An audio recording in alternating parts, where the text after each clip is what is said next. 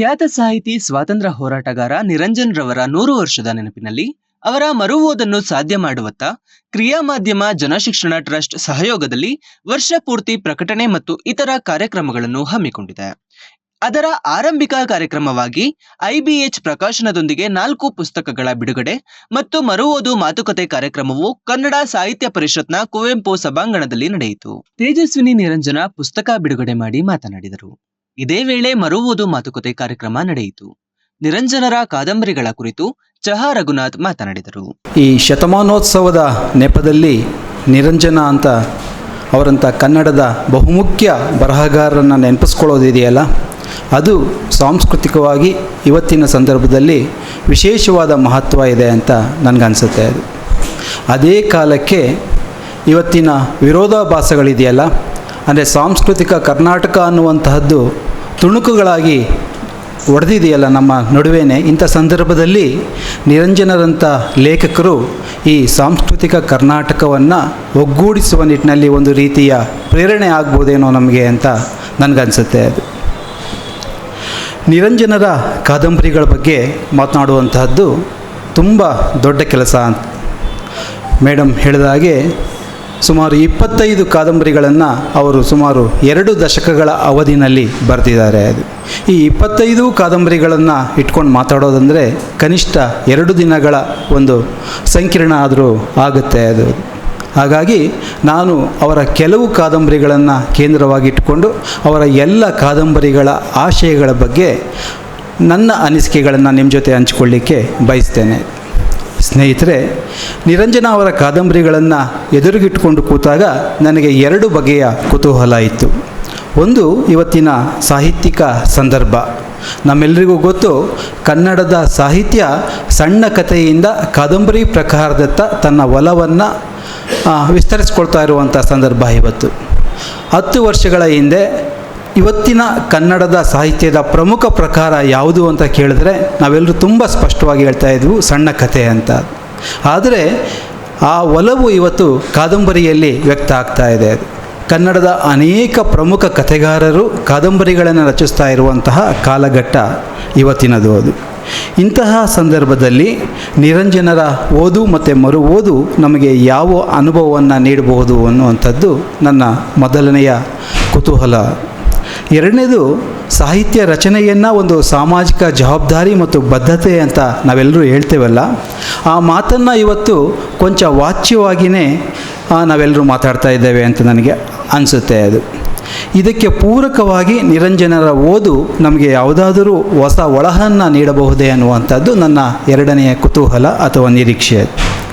ಈ ನಿರೀಕ್ಷೆಗಳ ಜೊತೆಗೆ ನಿರಂಜನರ ಕಾದಂಬರಿಗಳನ್ನು ಓದಿದಾಗ ನನಗೆ ಒಂದು ಬಗೆಯ ಖುಷಿ ಮತ್ತು ಸಾಹಿತ್ಯದ ಓದುಗನಿಗೆ ದೊರೆಯುವ ನೆಮ್ಮದಿ ಎರಡೂ ನನಗೆ ಆ ಸಂದರ್ಭದಲ್ಲಿ ಆಯಿತು ಅನ್ನೋದನ್ನು ಮೊದಲಿಗೆ ಹೇಳಬೇಕು. ಅದು ಯಾಕೆಂದರೆ 70 ವರ್ಷಗಳ ಹಿಂದಿನ ನಿರಂಜನರ ಕಾದಂಬರಿಗಳನ್ನು ಈಗ ಓದುವ ಒಂದು ಸಂದರ್ಭ ಇದೆಯಲ್ಲ, ಆ ಸಂದರ್ಭದಲ್ಲಿ ಅವು 70 ವರ್ಷಗಳ ಹಿಂದಿನ ಕೃತಿಗಳು ಅನ್ನಿಸ್ತೇನೆ ಸಮಕಾಲೀನ ಕೃತಿಗಳು, ಸಂಗತಿಗಳನ್ನು ಅವ್ರು ಹೇಳ್ತಾ ಆ ಕೃತಿಗಳು ನಮ್ಮ ಜೊತೆ ಹಂಚ್ಕೋತಾ ಇದ್ದಾವೆ ಅನಿಸಿದ್ದು ಖುಷಿಗೆ ಮೊದಲ ಕಾರಣ. ಇನ್ನೊಂದು, ಆ ಕಾದಂಬರಿಗಳ ಕಟ್ಟುವಿಕೆ, ಕಸುಬುದಾರಿಕೆ ನನ್ನ ಗಮನವನ್ನು ಸೆಳೆದದ್ದು ಮತ್ತು ಖುಷಿಗೆ ಮತ್ತೊಂದು ಕಾರಣ. ಅದು ಇಲ್ಲೊಂದು ಸಂಗತಿಯನ್ನು ಹೇಳಬೇಕು. ಆರಂಭದಲ್ಲೇ ನಿರಂಜನರು ನಮಗೆಲ್ಲ ಗೊತ್ತಿರೋ ಹಾಗೆ ಕಥೆಗಳನ್ನು, ಅಂಕಣ ಸಾಹಿತ್ಯವನ್ನು, ವಿಮರ್ಶೆಯನ್ನು, ಹೀಗೆ ಅನೇಕ ಪ್ರಕಾರಗಳಲ್ಲಿ ತೊಡಗಿಸಿಕೊಂಡಿದ್ದಂಥವರು. ಆದರೆ ನನ್ನ ಪ್ರಕಾರ ಅವರ ನಿಜವಾದ ಸಿದ್ಧಿಯನ್ನು ಕಾಣುವಂತಹದ್ದು ಕಾದಂಬರಿಗಳಲ್ಲಿ ಅಂತ ಅನಿಸುತ್ತೆ. ಅದು ಈ ಮಾತನ್ನು ಅನೇಕ ವಿಮರ್ಶಕರು ಅವರ ಬರಹಗಳಲ್ಲಿ ಕೂಡ ಹೇಳಿದ್ದಾರೆ. ಅದು ಇವತ್ತಿನ ಕೆಲವು ಕಥೆಗಾರರು ಕಥೆಗಳಿಂದ ಕಾದಂಬರಿ ಪ್ರಕಾರದತ್ತ ಹೊರಳುಕೊಂಡಿದ್ದಾರೆ ಅಂತ ನಾನು ಆರಂಭದಲ್ಲೇ ಹೇಳಿದೆ. ಅದು ಈ ಚಲನೆ ನಿರಂಜನರದು ಕೂಡ ಆಗಿತ್ತು. ಅದು ಬಹುಶಃ ಅವರು ಕಾದಂಬರಿಗಳನ್ನು ಬರೀಲಿಕ್ಕೆ ಶುರು ಮಾಡಿದ ಮೇಲೆ ಕಥೆಯ ಪ್ರಕಾರದ ಬಗ್ಗೆ ಒಂದು ರೀತಿಯ ಆಸಕ್ತಿಯನ್ನು ಕಳ್ಕೊಂಡ್ರೇನೋ ಅಂತ ನನಗೆ ಅನಿಸುತ್ತೆ. ಅದು ಅವರೇ ಒಂದು ಕಡೆ ಹೇಳ್ತಾರೆ, ಈ ಕಥೆ ಎನ್ನುವಂತಹದ್ದು ಈ ಭೂಮಿಯ ಮೇಲೆ ನಡೆಯುವಂತಹ ಚಟುವಟಿಕೆ ಆದರೆ ಕಾದಂಬರಿ ಎನ್ನುವಂತಹದ್ದು ಒಂದು ಗಗನದಲ್ಲಿ ನಡೆಯುವಂತಹ ಚಟುವಟಿಕೆ, ಒಂದು ಅಪಾರ ಸಾಧ್ಯತೆಗಳನ್ನು ಮತ್ತು ಸ್ವಾತಂತ್ರ್ಯವನ್ನು ನೀಡುವಂತಹ ಪ್ರಕಾರ ಕಾದಂಬರಿ ಅನ್ನುವಂತಹದ್ದು ನಿರಂಜನರ ನಿಲುವಾಗಿತ್ತು. ಮತ್ತು ಸಾಹಿತ್ಯದ ವಿದ್ಯಾರ್ಥಿಗಳಾಗಿ ಅದೆಲ್ಲವೂ ನಮಗೆ ಗೊತ್ತು. ಅದು ನಿರಂಜನರ ಸಾಮಾಜಿಕ ಆಶಯಗಳು ಮತ್ತು ಕಾಳಜಿಗಳಿದ್ವಲ್ಲ, ಅವುಗಳ ಅಭಿವ್ಯಕ್ತಿಗೆ ಬಹುಶಃ ಸಣ್ಣ ಕಥೆಯ ಪ್ರಕಾರ ಅಷ್ಟು ಸಾಧ್ಯ ಆಗ್ತಾ ಇರಲಿಲ್ವೇನೋ. ಅದು ಈ ಕಾದಂಬರಿಯ ದೊಡ್ಡ ಕ್ಯಾನ್ವಾಸ್ ಅವರಿಗೆ ಅಗತ್ಯ ಇತ್ತು ಅಂತ ಅನಿಸುತ್ತೆ. ಆ ಕಾರಣಕ್ಕಾಗಿಯೇ ಅವರು ನಿರಂತರವಾಗಿ ಕಾದಂಬರಿಗಳನ್ನು ಬರ್ಕೊಂಡು ಹೋದರು. ಅವರ ಮೊದಲ ಕಾದಂಬರಿ ಪ್ರಕಟ ಆಗಿದ್ದು 1953ರಲ್ಲಿ ವಿಮೋಚನೆಯಾದ ನಂತರದ 20 ವರ್ಷಗಳ ಅವಧಿನಲ್ಲಿ 25 ಕಾದಂಬರಿಗಳನ್ನು ಬರೆದರಲ್ಲ. ಕೆಲವು ವರ್ಷಗಳಲ್ಲಂತೂ ಅವರು 4-5 ಕಾದಂಬರಿಗಳನ್ನು ಬರೆದಿರುವಂತಹ ನಿದರ್ಶನಗಳು ಉಂಟು. ಅದು ಬಹುಶಃ ಅವರ ವ್ಯಕ್ತಿತ್ವ ಇದೆಯಲ್ಲ, ಒಂದು ನಿರಂತರವಾದ ತುಡಿತ ಅಥವಾ ಕಾತರ ತಹತಃ ಇತ್ತಲ್ಲ, ಅದು ಆ ಬರವಣಿಗೆಯಲ್ಲೂ ಕೂಡ, ಅಂದರೆ ಬರವಣಿಗೆಯ ವ್ಯಾಪ್ತಿಗೆ ಸಂಬಂಧಪಟ್ಟಂತೆ ಕೂಡ ಅದು ಕಾಣುತ್ತೆ ಅದರಲ್ಲಿ ಕೂಡ ಅಂತ ನನಗೆ ಅನಿಸುತ್ತೆ. ಅದು ನಾನಾಗಲೇ ಒಂದು ಸಾಹಿತ್ಯದ ಬದ್ಧತೆಯ ಕುರಿತು ಒಂದು ಸಂಗತಿಯನ್ನು ಹೇಳಿದೆ. ಅದು ಸಾಹಿತ್ಯ ಅನ್ನುವಂಥದ್ದು ವರ್ತಮಾನದ ಸಂದಿಗ್ಧಗಳಿಗೆ ಅಥವಾ ಸಮಕಾಲೀನ ಬಿಕ್ಕಟ್ಟುಗಳಿಗೆ ಒಂದು ಪ್ರತಿಕ್ರಿಯೆ ಆಗಿರಬೇಕು ಅನ್ನುವಂಥದ್ದು ಎಲ್ಲ ಕಾಲದ ಅಪೇಕ್ಷೆ ಕೂಡ ಹೌದು. ಆದರೆ ಈ ಅಪೇಕ್ಷೆ ಇವತ್ತು ಹೆಚ್ಚು ಸ್ಪಷ್ಟವಾಗಿ ಒಂದು ರೀತಿಯ ಒತ್ತಾಯದ ರೀತಿಯಲ್ಲಿ ಸಾಹಿತ್ಯದಲ್ಲಿ ಕೇಳಿಸ್ತಾ ಇದೆ. ಅದು ಈ ಮಾತಿನ ತೀವ್ರತೆ ಎಷ್ಟು ಇದೆ ಅಂದರೆ, ಅನೇಕ ಸಂದರ್ಭಗಳಲ್ಲಿ ಈ ಸಾಮಾಜಿಕ ಆಶಯ ಅಥವಾ ಕಾಳಜಿಯ ಅಭಿವ್ಯಕ್ತಿಯ ರೂಪದಲ್ಲಿ ಪ್ರಕಟ ಆಗುವ ಸಾಹಿತ್ಯ ಇದೆಯಲ್ಲ, ಅದು ಘೋಷಣೆಗಳ ರೂಪದಲ್ಲಿ ಅಥವಾ ವರದಿಗಳ ರೂಪದಲ್ಲಿ ಉಳಿತಾ ಇರೋದನ್ನು ನಾವೆಲ್ಲರೂ ಗಮನಿಸಬಹುದು. ಆದರೆ ನಿರಂಜನರ ಕಾದಂಬರಿಗಳನ್ನು ಅಥವಾ ಕಥೆಗಳನ್ನು, ಅಂಕಣ ಬರಹಗಳನ್ನು ನೋಡಿದ್ರೆ ಆ ಸಾಮಾಜಿಕ ಕಾಳಜಿಗಳು ಕಲಾತ್ಮಕ ಆಯಾಮವನ್ನು ಪಡ್ಕೊಂಡಿರೋದನ್ನು ನಾವು ಗಮನಿಸ್ಬೋದು. ಆ ಕಾರಣಕ್ಕಾಗಿಯೇ 70 ವರ್ಷಗಳ ನಂತರವೂ ನಿರಂಜನರ ಕಾದಂಬರಿಗಳು ನಮಗೆ ತುಂಬ ಮುಖ್ಯವಾದವು ಅಂತ ಅನಿಸುತ್ತೆ. ಮತ್ತು ಅವುಗಳನ್ನು ನಾವು ಮತ್ತೆ ಮತ್ತೆ ಮುಖಾಮುಖಿ ಆಗಬೇಕು ಅಂತ ಅನಿಸುತ್ತೆ. ಅದು ಭಾಷೆಗೆ ಒಂದು ಧ್ವನಿ ಇದೆ ಅನ್ನುವಂಥದ್ದೇನೆ ಇವತ್ತಿನ ಸಂದರ್ಭದಲ್ಲಿ ಅನೇಕರಿಗೆ ಮುಖ್ಯ ಅನ್ನಿಸ್ತಾ ಇಲ್ಲ. ಅದು ನಾವು ಕನ್ನಡವನ್ನು ಅಲ್ಪಪ್ರಾಣ ಇಟ್ಕೋಬೇಕು ಕನ್ನಡದಲ್ಲಿ ಅಥವಾ ಮಹಾಪ್ರಾಣಗಳನ್ನು ಬಿಡಬೇಕು ಅನ್ನೋದ್ರ ಬಗ್ಗೆ ನಾವು ಮಾತಾಡ್ತಾ ಇದ್ದೇವೆ. ಆದರೆ ಈ ಕನ್ನಡದ ಧ್ವನಿ ಅನ್ನುವಂಥದ್ದೇನೆ ಕ್ಷೀಣಿಸ್ತಾ ಇದೆಯಲ್ಲ ಅನ್ನುವಂಥ ಆತಂಕ ನಮ್ಮಲ್ಲಿ ಅನೇಕರಿಗೆ ಮುಖ್ಯ ಅನ್ನಿಸ್ತಾ ಇಲ್ಲ. ಅದು ಈ ಭಾಷೆಯ ಧ್ವನಿಯ ಬಗ್ಗೆ ಯಾರಿಗೆ ಕಾಳಜಿ ಇದೆ ಅವರಿಗೆ ನಿರಂಜನರ ಕಾದಂಬರಿಗಳ ಓದು ಇದೆಯಲ್ಲ, ಅದು ಒಂದು ಅಪಾರ ಭರವಸೆಯನ್ನು ನೀಡುವಂತಹದ್ದು ಅಂತ ನನಗೆ ಅನಿಸುತ್ತೆ. ಅದು ಮೇಡಮ್ ಅವರು ಹೇಳಿದರು, ನಿರಂಜನರ ಸಾಹಿತ್ಯದ ಒಂದು ಪ್ರಮುಖ ಲಕ್ಷಣ ವೈಚಾರಿಕತೆ ಅನ್ನುವಂಥದ್ದು. ಆ ವೈಚಾರಿಕತೆ ಅನ್ನುವಂತಹದ್ದು ಇಲ್ಲಿನ ಬಹುತೇಕ ಕಾದಂಬರಿಗಳ ಪ್ರಮುಖ ಧಾತು ಕೂಡ ಹೌದು. ಆದರೆ ಈ ವೈಚಾರಿಕತೆ ಅನ್ನುವಂಥದ್ದು ಇವರ ಕಾದಂಬರಿಗಳಲ್ಲಿ ಶುಷ್ಕ ಆಗಿರಲ್ಲ, ಘೋಷಣೆಗಳಾಗಿರಲ್ಲ ಅಥವಾ ಮಾಹಿತಿಯಷ್ಟೇ ಆಗಿರಲ್ಲ, ಅದು ಒಂದು ಕಲೆಯಾಗಿ ಪರಿವರ್ತನೆ ಆಗೋದನ್ನು ನಾವು ಗಮನಿಸ್ಬೋದು. ಅದು ನಿರಂಜನರನ್ನು ಕೆಲವು ಕಾದಂಬರಿಗಳನ್ನು ಗಮನಿಸಿ ಹೇಳೋದಾದರೂ ಕೂಡ ಅವರು ಕನ್ನಡದ ಉತ್ತಮ ಕಾದಂಬರಿಕಾರರಲ್ಲಿ ಬಂದರು. ಅವರ ಚಿರಸ್ಮರಣೆ ಇರ್ಬೋದು, ರಂಗಮ್ಮನ ವಠಾರ ಇರ್ಬೋದು, ಮೃತ್ಯುಂಜಯ ಇರ್ಬೋದು, ಇವುಗಳು ಕನ್ನಡ ಕಾದಂಬರಿಗಳ ಉತ್ತಮ ಕಾದಂಬರಿಗಳ ಪಾಲಿಗೆ ನಿಸ್ಸಂಶಯವಾಗಿ ಸೇರುವಂತಹ ಕೃತಿಗಳು ಅಂತ ನನಗೆ ಅನಿಸುತ್ತೆ. ನಿರಂಜನರ ಈ 25 ಕಾದಂಬರಿಗಳಿದೆಯಲ್ಲ, ಈ ಕಾದಂಬರಿಗಳ ಪ್ರಮುಖ ಲಕ್ಷಣಗಳೇನು ಅಂದರೆ ನನಗೆ ತಕ್ಷಣಕ್ಕೆ 2 ಮಾತುಗಳಲ್ಲಿ ಹೇಳ್ಬೋದು ಅಂತ ಅನಿಸುತ್ತೆ. ಅದು ಈ ಎಲ್ಲ ಕೃತಿಗಳು ಮುಖ್ಯವಾಗಿ 2 ಮಾದರಿಗಳನ್ನು ನಮ್ಮ ಮುಂದೆ ಇಡ್ತಾ ಇದ್ದಾವೆ ಅಂತ ನನಗೆ ಅನಿಸುತ್ತೆ. ಒಂದು ರೈತ ಮಾದರಿ ಅಥವಾ ಒಂದು ಔದ್ಯಮಿಕ ವರ್ಗದ ಮಾದರಿ, ಇನ್ನೊಂದು ಮಾತೃ ಮಾದರಿ ಅಂತ ನನಗೆ ಅನಿಸುತ್ತೆ. ಅಂದರೆ ಈ ರೈತ ಸಂಸ್ಕೃತಿ ಮತ್ತು ಮಾತೃ ಮಾದರಿಗಳ ಮುಖಾಂತರ ಅವರು ಸಮಕಾಲೀನ ಬಿಕ್ಕಟ್ಟುಗಳಿಗೆ ಉತ್ತರಗಳನ್ನು ಕಂಡುಕೊಳ್ಳಿಕ್ಕೆ ಪ್ರಯತ್ನಿಸ್ತಾ ಇದ್ದಾರೆ ಅಂತ ನನಗೆ ಅನಿಸುತ್ತೆ. ಅದು ನನಗೆ ಯಾವಾಗಲೂ ಅನಿಸೋದು, ನಾವು ಸಮಕಾಲೀನ ಬಿಕ್ಕಟ್ಟುಗಳ ಬಗ್ಗೆ ಮಾತಾಡ್ತಾ ಇದ್ದೀವಲ್ಲ, ಈ ಬಿಕ್ಕಟ್ಟುಗಳಿಗೆ ಮೂಲ ಕಾರಣವೇ ನಾವು ಅವುಗಳನ್ನು ಯಾವ ರೀತಿ ಎದುರುಗೊಳ್ತಾ ಇದ್ದೇವೆ ಅಂತ. ಅಂದರೆ ಇವತ್ತಿನ ಆಡಳಿತ ವ್ಯವಸ್ಥೆ ಇರ್ಬೋದು, ಸಾಮಾಜಿಕ ವ್ಯವಸ್ಥೆ ಇರ್ಬೋದು, ಇದೆಲ್ಲವೂ ಒಂದು ಪುರುಷ ಪ್ರಧಾನ ಅಭಿವ್ಯಕ್ತಿಯಾಗಿರುತ್ತೆ. ಮತ್ತು ಒಂದು ಅಧಿಕಾರದ ಭಾಷೆ ಅಲ್ಲಿ ಬಳಕೆ ಆಗ್ತಾ ಇರುತ್ತೆ. ಅದು ಈ ಅಧಿಕಾರದ ಭಾಷೆ ಮತ್ತು ಪುರುಷ ಪ್ರಧಾನ ಸಂಸ್ಕೃತಿ ಇದೆಯಲ್ಲ, ಇದಕ್ಕೆ ಪ್ರತಿಯಾಗಿ ಒಂದು ರೈತ ಸಂಸ್ಕೃತಿಯನ್ನು ಮತ್ತು ಮಹಿಳಾ ಪ್ರಧಾನ ಸಂಸ್ಕೃತಿಯನ್ನು, ಅದು ಮಾತೃ ಸಂಸ್ಕೃತಿ ಅಂತ ನಾವು ಕರೆಯೋದಾದರೆ, ಆ ಸಂಸ್ಕೃತಿಯನ್ನು ನಿರಂಜನರು ತಮ್ಮ ಕೃತಿಗಳ ಮುಖಾಂತರ ನಮ್ಮ ಮುಂದೆ ಇಡ್ತಾ ಇದ್ದಾರೆ ಅಂತ ನನಗೆ ಅನಿಸುತ್ತೆ.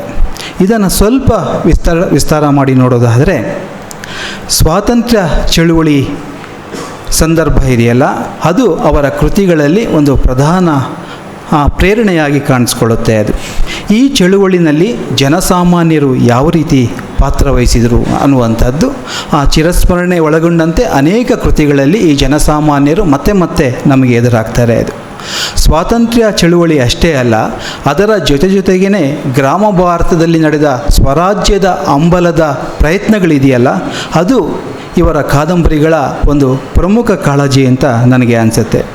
ರೈತರು ಮತ್ತು ಕಾರ್ಮಿಕ ವರ್ಗ ಅನುಭವಿಸಿದಂತಹ ಸಂಕಷ್ಟಗಳು, ಎರಡನೇ ಯುದ್ಧ ಜಗತ್ತಿನ ಮೇಲೆ ಬೀರಿದಂತಹ ಪರಿಣಾಮ, ಮುಖ್ಯವಾಗಿ ಜನಸಾಮಾನ್ಯರ ಮೇಲೆ ಯುದ್ಧ ಬೀರಿದ ಪರಿಣಾಮ, ಇವೆಲ್ಲವೂ ನಿರಂಜನರನ್ನು ಕಾಡಿವೆ ಮತ್ತು ಆ ಕಾಡುವಿಕೆ ಅವರ ಕಾದಂಬರಿಗಳಲ್ಲಿ ಅಭಿವ್ಯಕ್ತಗೊಂಡಿದೆ ಅಂತ ನನಗೆ ಅನಿಸುತ್ತೆ. ಅದು ಸಾಮಾನ್ಯ ಮನುಷ್ಯನ ಬದುಕಿನ ಬಗ್ಗೆ ಮತ್ತು ಆ ಬದುಕಿನ ಮೇಲೆ ಸಾಮಾಜಿಕ ಹಾಗೂ ರಾಜಕೀಯ ವ್ಯವಸ್ಥೆ ಬೀರಿದ ಪರಿಣಾಮಗಳನ್ನು ಒಂದು ಶೋಧಿಸುವಂತಹದ್ದು ಅವರ ಕಾದಂಬರಿಗಳ ಒಂದು ಪ್ರಮುಖ ಗುಣ ಆಗಿದೆ ಅಂತ ನನಗೆ ಅನಿಸುತ್ತೆ. ಅದು ಚಿರಸ್ಮರಣೆಯಿಂದ ಮೃತ್ಯುಂಜಯದವರೆಗಿನ ಅವರ ಒಂದು ಪ್ರಯಾಣ ಇದೆಯಲ್ಲ, ಕಾದಂಬರಿಗಳ ಪ್ರಯಾಣ, ಆ ಎಲ್ಲ ಕೃತಿಗಳಲ್ಲೂ ಕೂಡ ಜನಸಾಮಾನ್ಯರೇ ಪ್ರಮುಖ ಪಾತ್ರಗಳಾಗಿರೋದನ್ನು ನಾವು ಗಮನಿಸಬೇಕು. ಅದು ಡಿ.ಆರ್. ನಾಗರಾಜ್ ಅವರು ಒಂದು ಮಾತನ್ನು ಹೇಳ್ತಾರೆ, ನಿರಂಜನರನ್ನು ಕನ್ನಡದ ಪ್ರಮುಖ ಕಾದಂಬರಿಕಾರರಾದ ಶಿವರಾಮ ಕಾರಂತರು ಮತ್ತು ಕುವೆಂಪು ಅವರ ಜೊತೆಗಿಟ್ಟು ಡಿ.ಆರ್. ನಾಗರಾಜ್ ನೋಡ್ತಾರೆ. ಅದು ಅವರು ತುಂಬ ಒಂದು ಮುಖ್ಯವಾದ ಸಂಗತಿಯನ್ನು ಹೇಳ್ತಾರೆ. ಕಾರಂತರು ಮತ್ತು ಕುವೆಂಪು ಅವರ ಕಾದಂಬರಿಯ ಶೈಲಿ ಇದೆಯಲ್ಲ, ಆ ಶೈಲಿನಲ್ಲಿ ಒಂದು ಬಗೆಯ ನಿರಾಳತೆ ಇತ್ತು, ಬಿಡುವು ಇತ್ತು. ಅದು ಒಂದು ಮಳೆಗಾಲವನ್ನು, ಆ ಮಳೆಗಾಲದ ರಾತ್ರಿಯನ್ನು, ಬೆಳದಿಂಗಳನ್ನು, ಸೂರ್ಯೋದಯಗಳನ್ನು ತುಂಬ ವ್ಯವಧಾನದಿಂದ ಕಾರಂತರು ಅಥವಾ ಕುವೆಂಪು ವಿವರಿಸ್ತಾ ಇದ್ದರು. ಅದು ಅಂದರೆ ಒಬ್ಬ ಸೌಂದರ್ಯ ಪ್ರಜ್ಞೆ ಆ ಕೃತಿಗಳಲ್ಲಿ ಎದ್ದು ಕಾಣ್ತಾ ಇತ್ತು. ಅದು ನಿರಂಜನರಿಗೆ ಆ ಬಿಡುವು ಇರಲಿಲ್ಲ ಅಂತ ಡಿ.ಆರ್. ನಾಗರಾಜ್ ಹೇಳ್ತಾರೆ. ಅದು ಅಂದರೆ ಬದುಕಿನ ಬಗ್ಗೆ ಯಾವುದೋ ಒಂದು ರೀತಿಯ ಆತುರ ಮತ್ತು ಆರ್ತತೆ ಅವರ ಕಾದಂಬರಿಗಳಲ್ಲಿ ಇತ್ತು. ಮನುಷ್ಯ ಯಾಕೆ ಹೀಗಾಗಿದ್ದಾನೆ ಅನ್ನುವಂತಹ ತುಡಿತ ಅದು ಅಂತ ಡಿ.ಆರ್. ನಾಗರಾಜ್ ಗುರುತಿಸ್ತಾರೆ. ಅದು ಒಂದು ತುಂಬ ಮುಖ್ಯ ಅವರ ಕೃತಿಗಳನ್ನು ಅರ್ಥ ಮಾಡಿಕೊಳ್ಳಿಕ್ಕೆ ಅಂತ ನನಗೆ ಅನಿಸುತ್ತೆ. ಅದು ಮತ್ತು ಅವರ ಕೃತಿಗಳ ಬಗ್ಗೆ ಮಾತಾಡೋದಾದರೆ ನಾವು ಕಮ್ಯುನಿಸ್ಟ್ ಸಿದ್ಧಾಂತದ ಬಗ್ಗೆ, ಮಾರ್ಕ್ಸ್ ವಾದದ ಬಗ್ಗೆ ಮತ್ತೆ ಮತ್ತೆ ಮಾತಾಡ್ತೇವೆ. ಅದು ಆದರೆ ಈ ಕಮ್ಯುನಿಸ್ಟರು ಈ ಮಾರ್ಕ್ಸ್ ವಾದದ ಬಗ್ಗೆ ಮಾತಾಡುವಂತಹವರು ಒಂದು ಬಗೆಯ ಜಡತೆಯನ್ನು ಅಂತಲೇ ಸ್ವಲ್ಪ ಬಿಡುಬಿಸಾಗಿ ಹೇಳೋದಾದರೆ ಅವರ ಅಭಿವ್ಯಕ್ತಿನಲ್ಲಿ ಸ್ವಲ್ಪ ನಿಷ್ಠುರತೆ ಕಾಣಿಸುತ್ತೆ ಅಥವಾ ಹೊರಟುತನ ಕಾಣಿಸುತ್ತೆ. ಅದು ಆದರೆ ಬದುಕಿನ ಸಾಧ್ಯತೆಗಳಲ್ಲಿ ಒಂದು ಜೀವನ ಪ್ರೀತಿಯನ್ನು ನೋಡುವಂತಹದ್ದು ನಿರಂಜನರ ಕಾದಂಬರಿಗಳ ವಿಶೇಷ. ಅದು ಅವರು ಸಿದ್ಧಾಂತಗಳನ್ನು ತಮ್ಮ ಕೃತಿಗಳಲ್ಲಿ ತಂದರೂ ಕೂಡ ಬದುಕಿನ ಸೌಂದರ್ಯಕ್ಕೆ ವಿಮುಖರಾದವರೇನೇ ಅಲ್ಲ. ಅದು ಭಾವುಕತೆ ಅನ್ನುವಂಥದ್ದು ಕೂಡ ಅವರ ಎಲ್ಲ ಕಾದಂಬರಿಗಳ ಒಂದು ಮುಖ್ಯ ಅಂಶ. ಅದು ರೈತ ಚಳುವಳಿಗಳ ಬಗ್ಗೆ ಮಾತಾಡ್ತಾ ಇದ್ದರೂ ಕೂಡ ಅದೇ ಸಂದರ್ಭದಲ್ಲಿ ಅವರು ಒಬ್ಬ ತಂದೆ ಮಗನ ಬಾಂಧವ್ಯದ ಬಗ್ಗೆ ಕೂಡ ತುಂಬ ಆರ್ತವಾಗಿ ಯೋಚನೆ ಬಲ್ಲವರಾಗಿದ್ದರು ಅನ್ನೋದನ್ನು ನಾವು ಗಮನಿಸಬೇಕು. ಅದು ಚಿರಸ್ಮರಣೆಯಲ್ಲಿ ಮಾಸ್ತರ್ ಮದುವೆ ಆಗಿರಲ್ಲ, ಆದರೆ ಅಪ್ಪು ಅಥವಾ ಚಿರಕಂಡನ ಮದುವೆಗೆ ಅವರು ವಿರೋಧ ವ್ಯಕ್ತಪಡಿಸಲ್ಲ. ಆ ಸಂಗಾತಿಗಳನ್ನು ಕೂಡ ಚಳುವಳಿನಲ್ಲಿ ತೊಡಗಿಸಿ ಅಂತ ಒಂದು ಕಿವಿ ಮಾತು ಹೇಳೋದಿದೆಯಲ್ಲ, ಅದು ಕೂಡ ಈ ಆರ್ತತೆಯ ಒಂದು ಲಕ್ಷಣ ಅಂತ ನನಗೆ ಅನಿಸುತ್ತೆ. ಅದು ಎಚ್.ಎಸ್. ರಾಘವೇಂದ್ರ ರಾವ್ ಅವರು ನಿರಂಜನ ಅವರ ಕಮ್ಯುನಿಸಮ್ ಸಂಬಂಧದ ಬಗ್ಗೆ ತುಂಬ ಒಂದು ಅದ್ಭುತವಾದ ಒಳನೋಟವನ್ನು ಕೊಟ್ಟಿದ್ದಾರೆ. ಅದು ಅವರು ಹೇಳ್ತಾರೆ, ಈ ಕಮ್ಯುನಿಸ್ಟ್ ಸಿದ್ಧಾಂತದ ಬಗೆಗಿನ ಭ್ರಮನಿರಸನ ಮತ್ತು ಮಾರ್ಕ್ಸಿಸ್ಟ್ ಸಿದ್ಧಾಂತಗಳ ಬಗೆಗಿನ ಒಲವು ಎರಡನ್ನೂ ಕೂಡ ನಿರಂಜನ ಅವರ ಬರವಣಿಗೆಯಲ್ಲಿ ಕಾದಂಬರಿಗಳಲ್ಲಿ ಗುರುತಿಸ್ಬೋದು ಅಂತ ಹೇಳ್ತಾರೆ. ಅಂದರೆ ಅವರ ಕಾದಂಬರಿಗಳಿಗೆ ಆ ಪಕ್ಷದ ಒಳಜಗಳಗಳು ಯಾವತ್ತೂ ವಸ್ತು ಆಗಲಿಲ್ಲ ಅನ್ನುವಂಥದ್ದು ಅವರ ಮುಖ್ಯವಾದ ಅಬ್ಸರ್ವೇಷನ್. ಅದು ವ್ಯಕ್ತಿಗಳ ಮತ್ತು ಪಕ್ಷದ ವಾಸ್ತವ ಸ್ವರೂಪವನ್ನು ಬಯಲಿಗೆ ಎಳೆಯೋದರಿಂದ ತಾನು ನಂಬಿರುವ ತತ್ವಗಳಿಗೆ ಮತ್ತು ಅವುಗಳ ಪ್ರಸಾರಕ್ಕೆ ದ್ರೋಹ ಬಗೆದಂತಾಗಬಹುದು ಅಂತ ನಿರಂಜನರು ತಿಳಿದಿರಬೇಕು. ಆ ಕಾರಣಕ್ಕಾಗಿ ಅವರು ಆ ಒಳಜಗಳಗಳನ್ನು ಅಥವಾ ಸಂಘರ್ಷಗಳನ್ನು ತಮ್ಮ ಕೃತಿಗಳಲ್ಲಿ ತರಲಿಕ್ಕೆ ಹೋಗಲಿಲ್ಲ ಅಂತ.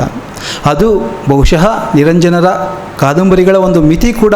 ಯಾಕೆಂದರೆ ಆ ಸಂಘರ್ಷವನ್ನು, ಹೋರಾಟಗಾರರ ಒಳ ತುಮುಲವನ್ನು ಓದುಗರು ಅರಿಯುವುದರಿಂದ ವಂಚಿತರಾಗುವ ಒಂದು ಸಾಧ್ಯತೆ ಕೂಡ ಇದೆ ಅಂತ HSR ಹೇಳ್ತಾರೆ. ಅಂದರೆ ತಮ್ಮ ಮನಸ್ಸಿನೊಳಗೆ ಪರಿಶುದ್ಧವಾಗಿಯೇ ಉಳಿಯುವ ರಾಜಕೀಯ ಹೋರಾಟವನ್ನು ಅದರ ಎಲ್ಲ ಆದರ್ಶವಾದಿ ತುಡಿತಗಳೊಂದಿಗೆ ಎದೆ ಜಲ್ ಎನ್ನುವಂತೆ ನಿರಂಜನರು ಚಿತ್ರಿಸುತ್ತಾರೆ ಅಂತ. ಅಂದರೆ ವಿಮೋಚನೆಯಿಂದ, ಅವರ ಮೊದಲ ಕಾದಂಬರಿ ವಿಮೋಚನೆ ಇದೆಯಲ್ಲ, ಅಲ್ಲಿಂದ ಮೃತ್ಯುಂಜಯದವರೆಗಿನ ಎಲ್ಲ ಕಾದಂಬರಿಗಳಲ್ಲಿ ಕಾಣುವಂತಹ ಜನಪರ ಹೋರಾಟಗಾರರಿದ್ದಾರಲ್ಲ, ಅವರು ಪರಸ್ಪರ ಕಚ್ಚಾಡುವುದೇನೇ ಇಲ್ಲ ಅನ್ನುವಂಥದ್ದು HSR ಅವರ ಅಬ್ಸರ್ವೇಷನ್. ಅದು ನಿರಂಜನ ಅವರ ಕಾದಂಬರಿಗಳಲ್ಲಿ ಎರಡು ರೀತಿಯಲ್ಲಿ ನೋಡಲಿಕ್ಕೆ ಸಾಧ್ಯ ಇದೆ. ಒಂದು ವಿಚಾರ ಪ್ರಧಾನ ಕಾದಂಬರಿಗಳು, ಸಿದ್ಧಾಂತ ಪ್ರಧಾನ ಕಾದಂಬರಿಗಳು. ಮತ್ತೊಂದು ರಂಜನಾ ಪ್ರಧಾನ ಕಾದಂಬರಿಗಳು. ಅದು ನಾವು ಸ್ವಲ್ಪ ಸೂಕ್ಷ್ಮವಾಗಿ ನೋಡಿದ್ರೆ ಅವರ ಅನೇಕ ಕಾದಂಬರಿಗಳು ಪತ್ರಿಕೆಗಳಲ್ಲಿ ಧಾರಾವಾಹಿಗಳಾಗಿ ಪ್ರಕಟ ಆಗಿದ್ದಾವೆ. ಅದು ನಂತರ ಅವು ಪುಸ್ತಕ ರೂಪದಲ್ಲಿ ಪ್ರಕಟ ಆಗಿರುವಂತಹದ್ದು. ಪತ್ರಿಕೆಗಳಲ್ಲಿ ಧಾರಾವಾಹಿಗಳಾಗಿ ಪ್ರಕಟ ಆಗೋ ನಿಟ್ಟಿನಲ್ಲಿ ಓದುಗರನ್ನು ಗಮನದಲ್ಲಿಟ್ಕೊಂಡು, ವಿಶೇಷವಾಗಿ ಯಾರು ಧಾರಾವಾಹಿಗಳನ್ನು ಓದ್ತಾರೆ ಅವರನ್ನು ಗಮನದಲ್ಲಿಟ್ಕೊಂಡು ನಿರಂಜನರು ತಮ್ಮ ಕೃತಿಗಳನ್ನು ರಚಿಸಿರಬೇಕು ಅಂತ ನಾನು ಊಹಿಸ್ತೇನೆ. ಅದು ಏಕೆಂದರೆ ಆ ಎಲ್ಲ ಕೃತಿಗಳು ಹೆಣ್ಣು ಮಕ್ಕಳ ಬದುಕುಗಳಿಗೆ, ಅವರ ಸಂಕಷ್ಟಗಳಿಗೆ, ದಾಂಪತ್ಯದ ತವಕತಲ್ಲಣೆಗಳಿಗೆ ಸಂಬಂಧಿಸಿದ ಕೃತಿಗಳಾಗಿರುವಂಥದ್ದನ್ನು ನಾವು ಗಮನಿಸ್ಬೋದು. ನಾನು ಈ ಮಾತನ್ನು ಯಾಕೆ ಹೇಳ್ತಾ ಇದ್ದೇನೆ ಅಂದರೆ, ಇವತ್ತಿನ ಕಿರುತೆರೆಯ ಧಾರಾವಾಹಿಗಳೂ ಸೇರಿದಂತೆ ಕನ್ನಡ ಪತ್ರಿಕೆಗಳಲ್ಲಿ ಪ್ರಸಾರ ಆಗ್ತಾ ಇದ್ದಂಥ ಒಂದು ಧಾರಾವಾಹಿ ಪರಂಪರೆ ಇದೆಯಲ್ಲ, ಅವರೆಲ್ಲರೂ ಹೆಣ್ಣು ಮಕ್ಕಳನ್ನು ತಮ್ಮ ಪ್ರಮುಖ ಓದುಗ ವಲಯ ಅಂತ ಗುರುತಿಸ್ಕೊಂಡಿದ್ದು.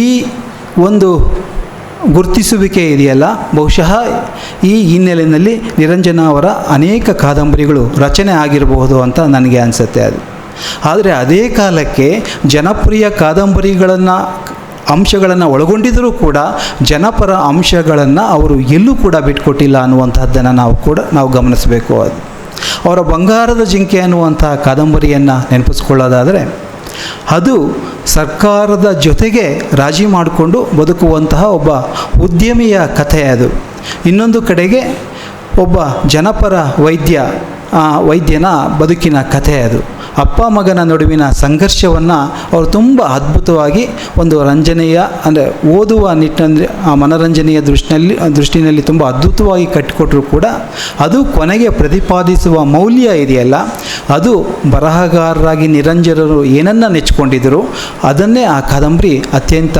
ಗಟ್ಟಿ ಧ್ವನಿನಲ್ಲಿ ಹೇಳುತ್ತೆ ಅಂತ ನನಗೆ ಅನಿಸುತ್ತೆ. ಅದು ನಿರಂಜನರಿಗೆ ಬರವಣಿಗೆಯ ಬಗ್ಗೆ ಎಷ್ಟು ನಂಬಿಕೆ ಇತ್ತು ಅಂದರೆ, ಬರೆಯುವಂತಹದ್ದು ಮತ್ತು ಓದುವಂತಹದ್ದು ಬಹುಶಃ ಅದು ಬಿಡುಗಡೆಯ ಮಾರ್ಗಗಳು, ಈ ಸಂಕಷ್ಟಗಳಿಂದ ಮನುಷ್ಯರನ್ನು ಹೊರಗೆ ತರುವಂತಹ ಮಾರ್ಗಗಳು ಅಂತ ಅವರು ನಂಬ್ಕೊಂಡಿದ್ರು ಅಂತ ನನಗೆ ಅನಿಸುತ್ತೆ.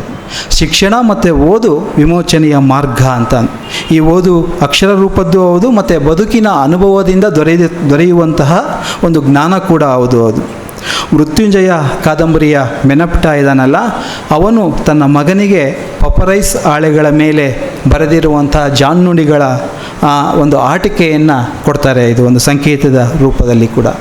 ಅಷ್ಟೇ ಅಲ್ಲ, ಇವರ ಅನೇಕ ಕಾದಂಬರಿಗಳ ಪಾತ್ರಗಳು ಕಲಾವಿದರಾಗಿರ್ತಾರೆ ಅಥವಾ ಸಾಹಿತ್ಯದ ಬಗ್ಗೆ ಆಸಕ್ತಿಯನ್ನು ಉಳ್ಳುವಂತಹ ವ್ಯಕ್ತಿಗಳಾಗಿರ್ತಾರೆ. ಅದು ಸ್ಮರಣೆಯೊಂದೇ ಸಾಲದ ಕೃತಿಯ ಶಂಕರ ಚಿತ್ರಕಾರ, ಮೀನಾಕ್ಷಿ ಸಂಗೀತಗಾರ್ತಿ, ನಂದಗೋಕುಲದ ಮುಕುಂದ ಸಾಹಿತ್ಯ ಪ್ರೀತಿಯುಳ್ಳ ವ್ಯಕ್ತಿ, ರಂಗಮ್ಮನ ವಠಾರದ ಶಂಕರ ನಾರಾಯಣಯ್ಯ ಒಬ್ಬ ಚಿತ್ರಕಾರ.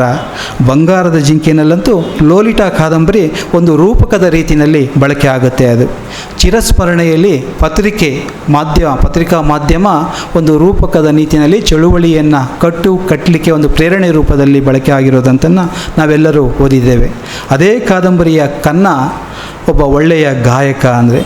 ಅಂದರೆ ಈ ಪಾತ್ರಗಳ ಮುಖಾಂತರ ಬದುಕನ್ನು ಸಹನೀಯಗೊಳಿಸುವ ನಿಟ್ಟಿನಲ್ಲಿ ಸಾಹಿತ್ಯ ಮತ್ತು ಕಲೆಗೆ ಒಂದು ಪ್ರಮುಖ ಪಾತ್ರ ಇದೆ ಅನ್ನುವಂಥದ್ದನ್ನು ನಿರಂಜನರು ಓದುಗರ ಗಮನಕ್ಕೆ, ನಮ್ಮ ಗಮನಕ್ಕೆ ತರ್ತಾ ಇದ್ದಾರೆ ಅಂತ ನನಗೆ ಅನಿಸುತ್ತೆ. ಅದು ನಿರಂಜನರ ಕಾದಂಬರಿಗಳ ಒಂದು ಪ್ರಮುಖ ಕೇಂದ್ರಗಳಲ್ಲಿ ಹೆಣ್ಣು ಕೂಡ ಒಂದು ಅಂತ ನಾನು ಆಗಲೇ ಹೇಳಿದ್ದೇನೆ. ಈ ಹೆಣ್ಣನ್ನು ಅವರು ಒಂದು ಶಕ್ತಿಯ ರೂಪದಲ್ಲಿ ಅವರು ಪರಿಭಾವಿಸ್ತಾರೆ. ಅದು ಕುಟುಂಬವನ್ನು ಮತ್ತು ಸಮಾಜವನ್ನು ಕಟ್ಟುವ ನಿಟ್ಟಿನಲ್ಲಿ ಹೆಣ್ಣಿನ ಪಾತ್ರ ತುಂಬ ಮುಖ್ಯವಾದ್ದು ಅಂತ ನಿರಂಜನರ ಕಾದಂಬರಿಗಳ ಮುಖಾಂತರ ಅವರ ನಿಲುವು ಅದು ಅಂತ ನಾವು ಭಾವಿಸಲಿಕ್ಕೆ ಒಂದು ಅವಕಾಶ ಇದೆ. ನಿರಂಜನರ ಕಾದಂಬರಿಗಳಲ್ಲಿ ವಿಧವೆಯರ ಪಾತ್ರಗಳಿದ್ದಾವೆ. ಅವರಿಗೆ ಮದುವೆಗಳಾಗ್ತವೆ.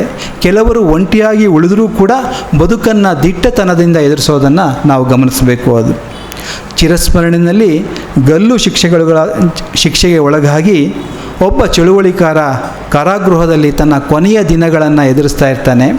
ಆಗ ಅವನ ಹೆಂಡತಿ ಅವನನ್ನು ಭೇಟಿ ಮಾಡಲಿಕ್ಕೆ ಬಂದಾಗ ಅವನು ಹೇಳ್ತಾನೆ, ನೀನು ಮದುವೆಯ ಬಗ್ಗೆ ಯೋಚನೆ ಮಾಡು ಅಂತ. ಅದು ಅಂದರೆ ಸಾವಿನ ಸಂದರ್ಭದಲ್ಲಿ ಕೂಡ ಅವನು ಹೆಂಡತಿಯ ಬದುಕಿನ ಬಗ್ಗೆ ಯೋಚನೆ ಮಾಡೋದಿದೆಯಲ್ಲ, ಇಂತಹ ಒಂದು ಒಳಹು ಜೀವನದ ಬಗ್ಗೆ ಒಂದು ತುಂಬ ಪ್ರೀತಿಯುಳ್ಳ ಬರಹಗಾರನಿಗಷ್ಟೇ ಸಾಧ್ಯ ಅಂತ ನನಗೆ ಅನಿಸುತ್ತೆ. ಅದು ಬನಶಂಕರಿ ಕಾದಂಬರಿಯ ನಾಯಕಿ ಬನಶಂಕರಿ ಒಂದು ಅರೆಯದಲ್ಲೇ ವೈಧವ್ಯವನ್ನು ಅನುಭವಿಸ್ತಾ ಇರುವಂತಹ ಹೆಣ್ಣು. ಅವಳ ಗೆಳತಿ ಶಾರದಮ್ಮ ಒಂದು ಮಾತು ಹೇಳ್ತಾಳೆ, ನಮಗೂ ವಿದ್ಯಾಭ್ಯಾಸ ಇದ್ದಿದ್ದರೆ, ನಾವು ಸಂಪಾದನೆ ಮಾಡಲಿಕ್ಕೆ ಸಾಧ್ಯ ಆಗಿದ್ದಿದ್ರೆ, ಯಾರ ಹಂಗೂ ಇಲ್ಲದೆ ಇರೋ ಸ್ಥಿತಿ ಇದ್ದಿದ್ರೆ ಅಂತ. ಅಂದರೆ ಇವೆಲ್ಲವೂ ಸಾಮ್ರಾಜ್ಯದ ಮಾತುಗಳು ಅಂತ. ಹೆಣ್ಣಿಗೆ ವಿದ್ಯಾಭ್ಯಾಸ ಬೇಕು, ಆರ್ಥಿಕ ಸ್ವಾವಲಂಬನೆ ಬೇಕು. ಈ ಎರಡು ಯಾರ ಹಂಗೂ ಇಲ್ಲದೆ ಬದುಕುವಂತಹ ಒಂದು ಸ್ಥಿತಿಯನ್ನು ತಂದುಕೊಡುತ್ತೆ ಅನ್ನುವಂಥದ್ದು ಒಂದು ಮಾದರಿ ಆದರ್ಶವನ್ನು ಈ ಕೃತಿ ನಮ್ಮ ಮುಂದೆ ಇಡುತ್ತೆ. ಅದು ನಮ್ಮೆಲ್ಲರಿಗೂ ಗೊತ್ತು, ರಂಗಮ್ಮನ ವಠಾರ ಅಂತೂ ಒಂದು ದಿಟ್ಟ ಹೆಣ್ಣು ಮಕ್ಕಳ ಒಂದು ಲೋಕ. ಅದು ಈ ಸಮಾಜದಲ್ಲಿನ ಬದಲಾವಣೆ ಹೋರಾಟದಿಂದ, ಬದ್ಧತೆಯಿಂದ ಮತ್ತು ಪ್ರಾಮಾಣಿಕತೆಯಿಂದ ಮಾತ್ರ ಸಾಧ್ಯ, ಹೋರಾಟದಿಂದ ಅಂತ ನಿರಂಜನರ ಹಲವು ಕಾದಂಬರಿಗಳು ಪ್ರತಿಪಾದಿಸಿದರೂ ಕೂಡ ಆ ಹೋರಾಟಗಳಲ್ಲಿ ನೈತಿಕತೆಗೆ ಒಂದು ವಿಶೇಷವಾದ ಒತ್ತನ್ನು ಅವು ನಮ್ಮ ಮುಂದೆ ಇಡೋದನ್ನು ನಾವು ಗಮನಿಸಬೇಕು ಅಂತ.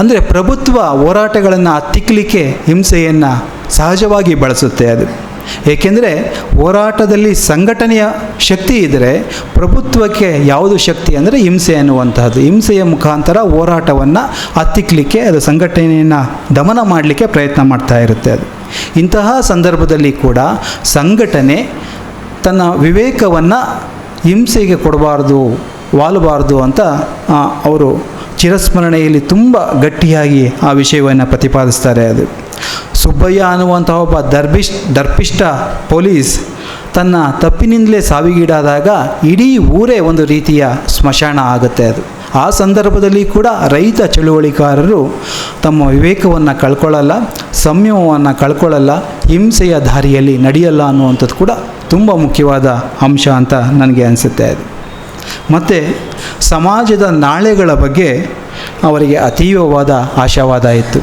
ಸಾಮಾನ್ಯವಾಗಿ ಚಳುವಳಿಗಳಲ್ಲಿ ತೊಡಗಿಕೊಂಡವರಿಗೆ ಒಂದು ಹಂತದ ನಂತರ ಒಂದು ನಿರಾಶಾಭಾವ ಕವಿಯುತ್ತೆ ಅಂತ ನನಗೆ ಅನಿಸುತ್ತೆ. ಅದು ಅನೇಕ ಚಳುವಳಿಗಾರರನ್ನು ನೋಡಿದಾಗ ಆಗ ಅನಿಸುತ್ತೆ. ಅದು ಆದರೆ ನಿರಂಜನರಿಗೆ ಇವತ್ತಿನ ಬೀಜ ಒಂದಲ್ಲ ಒಂದಿನ ಫಲ ಕೊಡುತ್ತೆ ಅನ್ನುವಂಥದ್ರ ಬಗ್ಗೆ ಒಂದು ಆಶಾವಾದ ಇತ್ತು. ಅದು ಚಿರಸ್ಮರಣೆಯ ಮಾಸ್ತರ್ ಒಂದು ಮಾತನ್ನಾಡ್ತಾನಲ್ಲ, ಬೀಜ ಮೊಳೆತು ಗಿಡವಾಗಿ ಮರವಾಗಿ ಫಲ ಬಿಡೋದಕ್ಕೆ ಸಮಯ ಬೇಕು, ತಾಳ್ಮೆಯಿಂದ ನಾವು ಕಾಯುತ್ತಾ ದುಡಿಬೇಕು ಅಂತ. ಅಂದರೆ ಈ ಚಳುವಳಿ ಅನ್ನುವಂಥದ್ದು ನಿರಂತರವಾಗಿ ಒಂದು ಹೋರಾಟ. ಅದು ದಡ ಸೇರುತ್ತೋ, ಫಲವನ್ನು ಕೊಡುತ್ತೋ, ಅದು ಎರಡನೇ ಸಂಗತಿ. ಅದು ಆದರೆ ಈ ಚಳುವಳಿಯ ಮಾರ್ಗ ಇದೆಯಲ್ಲ, ಇವತ್ತು ವಿಫಲ ಆದರೂ ಕೂಡ ಅದರ ಬೀಜ, ಅದರ ಕಿರಣ ಮತ್ತೆಲ್ಲೋ ಅದು ಆ ಒಂದು ಸಾರ್ಥಕತೆಯನ್ನು ಕಂಡ್ಕೋತಾ ಇರುತ್ತೆ, ಮತ್ತೆಲ್ಲೋ ಚಿಗುರ್ತಾ ಇರುತ್ತೆ ಅನ್ನುವಂಥದ್ದನ್ನು ಅವರು ಹೇಳ್ತಾರೆ. ಅದೇ ಮಾತನ್ನು ಮೃತ್ಯುಂಜಯದ ಮೆನಪ್ಟ ಕೂಡ ಹೇಳ್ತಾರೆ. ಮಹಾಪ್ರಭುಗಳೇ, ಮಹಾ ಅರ್ಚಕರೇ, ಅಮಾತ್ಯರೇ, ಪ್ರತಿಷ್ಠಿತರೇ, ಎಲ್ಲರೂ ಕಿವಿಗೊಟ್ಟು ಕೇಳಿ. ನಮಗೆ ಅಂದರೆ ಜನರಿಗೆ ಸಿಟ್ಟು ಬಂದಾಗ ಅದು ಮಹಾಪೂರವಾಗುತ್ತದೆ, ಅದರಲ್ಲಿ ನೀವೆಲ್ಲ ಕೊಚ್ಚಿ ಹೋಗುತ್ತೀರಿ. ಮಹಾಪೂರ ಇಳಿದಾಗ ಕಂಡುಬರೋ ಜಗತ್ತು ಹೊಸದು ಅಂತ. ಅಂದರೆ ಈ ಹೊಸ ಜಗತ್ತಿನ ಕನಸು ಇದೆಯಲ್ಲ, ಇದು ಈ ಎಲ್ಲ ಕಾದಂಬರಿಗಳ ಒಂದು ಕೇಂದ್ರ ಅಥವಾ ಆಶಯ ಅಂತ ನನಗೆ ಅನಿಸುತ್ತೆ. ಅದು ನಾವು ಜನಸಾಮಾನ್ಯರ ಇತಿಹಾಸದ ಬಗ್ಗೆ ನಿರಂಜನರ ಕಾದಂಬರಿಗಳು ಮಾತಾಡ್ತಾ ಇದ್ದಾವೆ ಅಂತ ನಾವು ಮತ್ತೆ ಅವರ ಕಾದಂಬರಿಗಳ ಬಗ್ಗೆ ಮಾತಾಡಬೇಕಾದರೆ ಹೇಳ್ತೇವೆ. ಅದು ನಿರಂಜನರು ಇತಿಹಾಸವನ್ನು ಕಟ್ಟಲಿಕ್ಕೆ ಪ್ರಯತ್ನಿಸಿದ್ದೇನೆ ಜನಸಾಮಾನ್ಯರ ಕಣ್ಣಿನಲ್ಲಿ ಅದು ಯಾವ ರೀತಿ ಕಾಣುತ್ತೆ ಅಂತ. ಅದು ನಿರಂಜನರ ಐತಿಹಾಸಿಕ ಕಾದಂಬರಿಗಳು ಕೂಡ ತುಂಬ ಜನಪ್ರಿಯ ಕಾದಂಬರಿಗಳು. ಅದು ಚಿರಸ್ಮರಣೆಯನ್ನು ಕೂಡ ನಾವು ಐತಿಹಾಸಿಕ ಕಾದಂಬರಿ ಅಂತ ಕೆಲವರು ಕರೆಯೋದುಂಟು. ಅದು ಆದರೆ ನನ್ನ ದೃಷ್ಟಿನಲ್ಲಿ ಅದು ಸಮಕಾಲೀನ ಕಾದಂಬರಿ. ಇವತ್ತಿನ ರೈತ ಚಳುವಳಿ ಸಂಘರ್ಷವನ್ನು ನೋಡಿದ್ರೂ ಕೂಡ ಅದು ಆವತ್ತಿನ ರೈತ ಸಂಘರ್ಷ ಇದೆಯಲ್ಲ, ಅದರ ಸ್ವರೂಪ ಏನೇನೂ ಬದಲಾಗಿಲ್ಲ, ಅವರ ಸಂಕಷ್ಟಗಳು ಏನೇನೂ ಬದಲಾಗಿಲ್ಲ. ಅವತ್ತು ಜಮೀನ್ದಾರಿ ಪದ್ಧತಿಯ ಸ್ಥಾನದಲ್ಲಿ ಇವತ್ತಿನ ಪ್ರಭುತ್ವ ಇರೋದನ್ನು ನಾವು ನೋಡಲಿಕ್ಕೆ ಸಾಧ್ಯ ಇದೆ. ಆ ನಿಟ್ಟಿನಲ್ಲಿ ಚಿರಸ್ಮರಣೆಯನ್ನು ಓದಲಿಕ್ಕೆ ಸಾಧ್ಯ ಇದೆ. ಅದು ಕಲ್ಯಾಣ ಸ್ವಾಮಿ ಇರ್ಬೋದು, ಸ್ವಾಮಿ ಅಪರಂಪರ ಇರ್ಬೋದು, ಮತ್ತು ಮುಖ್ಯವಾಗಿ ಮೃತ್ಯುಂಜಯ ಇರ್ಬೋದು, ಇವು ನಿರಂಜನರ ಜನಪ್ರಿಯ ಚಾರಿತ್ರಿಕ ಕಾದಂಬರಿಗಳು. ಅದು ಕಲ್ಯಾಣ ಸ್ವಾಮಿ ಕೃತಿಯ ಹಿನ್ನುಡಿನಲ್ಲಿ ಅವರು ಒಂದು ಮಾತನ್ನು ಹೇಳ್ತಾರೆ, ಇತಿಹಾಸದ ನಿರ್ಮಾತೃಗಳು ಜನರೇ ಎಂಬ ಸಾರ್ವಕಾಲಿಕ ಸತ್ಯವನ್ನು ಮರೆಯದೆ ಈ ಕಾದಂಬರಿಯನ್ನು ರಚಿಸಿದ್ದೇನೆ ಅಂತ. ಅದು ಚಿರಸ್ಮರಣೆ ಕೂಡ ಹಾಗೇನೆ. ಅದು ಜನಸಾಮಾನ್ಯರ ದೃಷ್ಟಿಯಿಂದ ಮತ್ತು ರೈತ ದೃಷ್ಟಿಕೋನದಿಂದ ಸ್ವಾತಂತ್ರ್ಯೋತ್ತರ ಗ್ರಾಮೀಣ ಭಾರತವನ್ನು ಚಿತ್ರಿಸಿರುವಂತಹ ಒಂದು ಕಥನ ಅದು.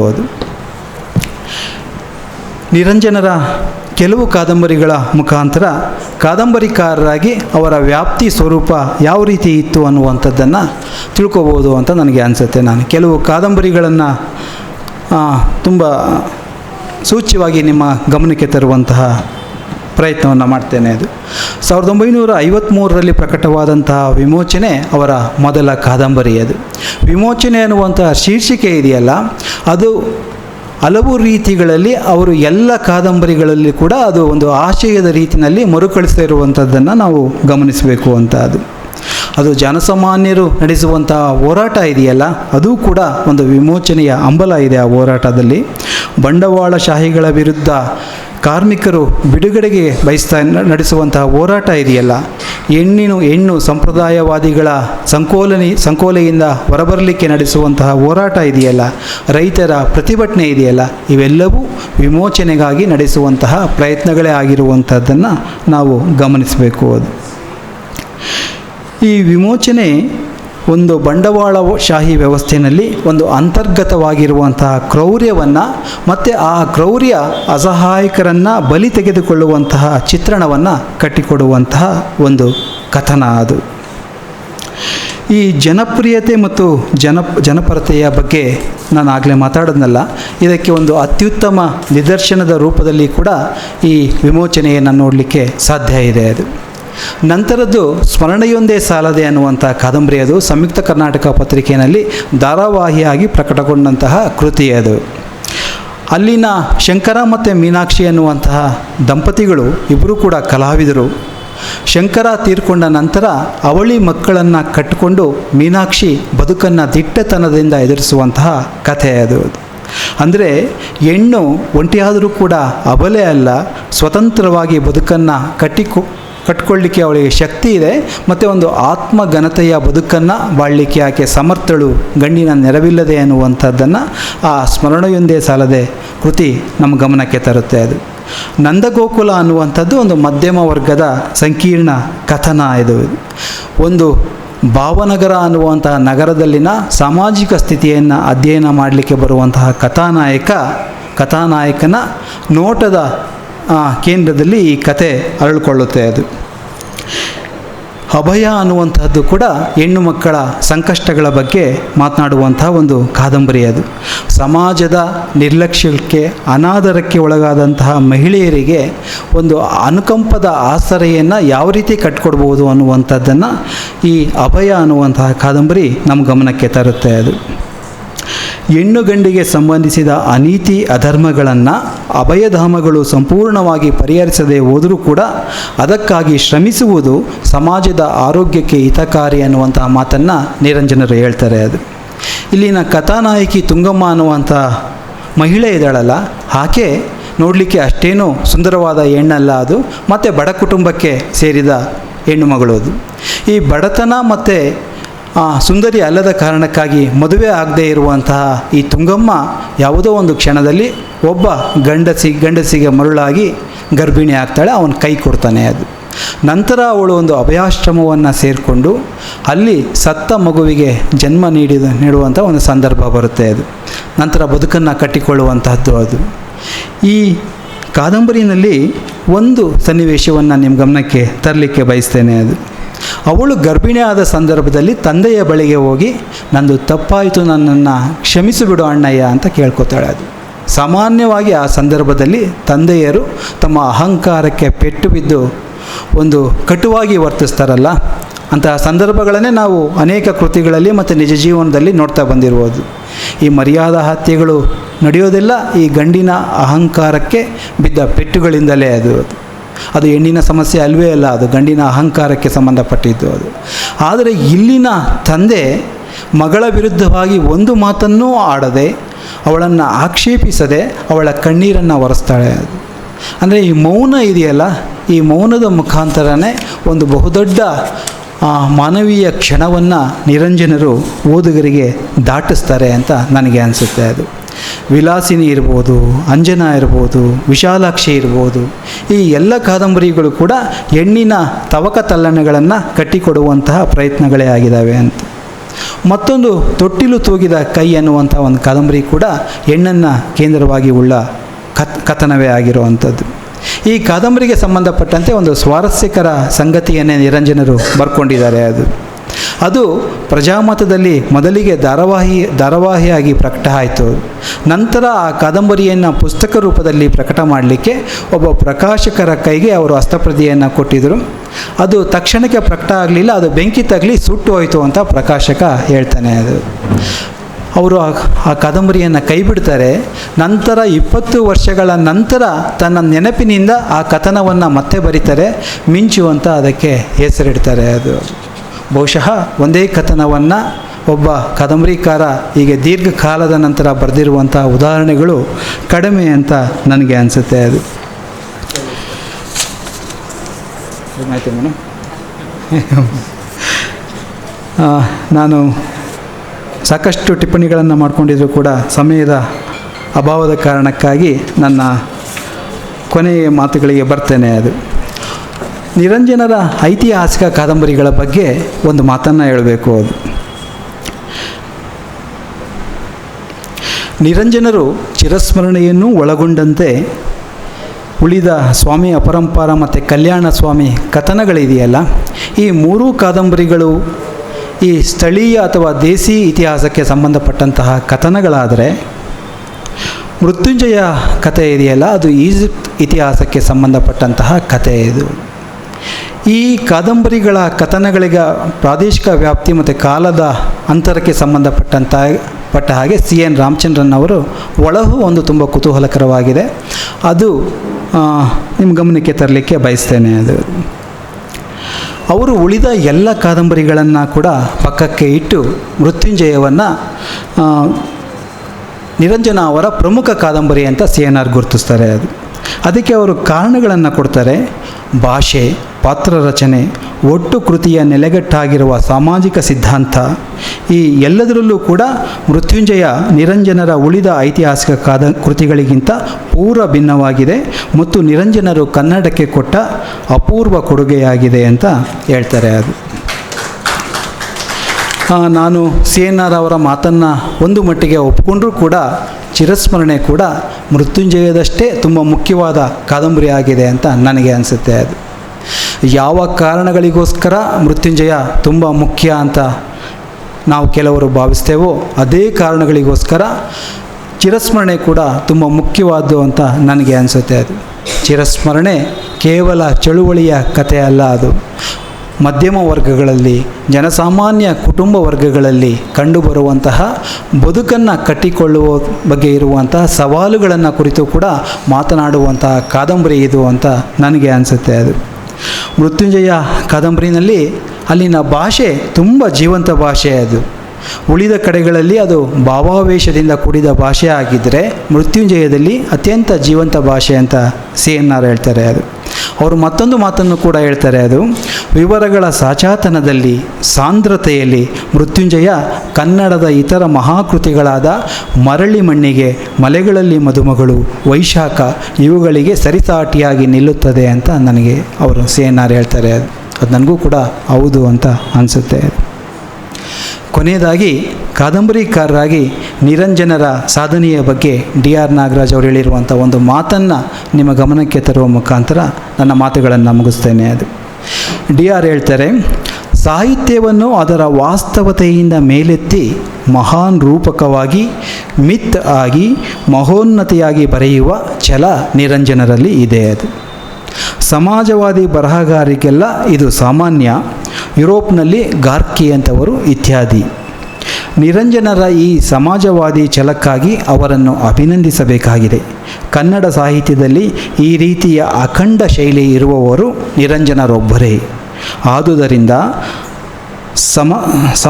ಸಮತಾವಾದದಲ್ಲಿ, ಸಾಹಿತ್ಯದಲ್ಲಿ ಆಸಕ್ತಿ ಇರುವ ತರುಣರು ಅವರಿಂದ ಲೇಖಕರು ಕಲಿಯಬೇಕಾದುದನ್ನೆಲ್ಲ ಕಲಿತು ಅವರಿಗಿಂತ ಭಿನ್ನವಾಗಿ ಬರೆಯಬೇಕು. ನಿರಂಜನರನ್ನು ಅಭಿನಂದಿಸಬಹುದಾದ ರೀತಿ ಇದೆಂದು ನನಗನ್ನಿಸುತ್ತದೆ ಅಂತ DR ನಾಗರಾಜ್ ಹೇಳ್ತಾರೆ. ಬಹುಶಃ ಇವತ್ತು ನಾವು ನಿರಂಜನರನ್ನು ನೆನಪಿಸಿಕೊಳ್ಳಬೇಕಾದಂಥ ಅರ್ಥಪೂರ್ಣ ವಿಧಾನ ಇದು ಅಂತ ನನಗೆ ಅನಿಸುತ್ತೆ. ಅದು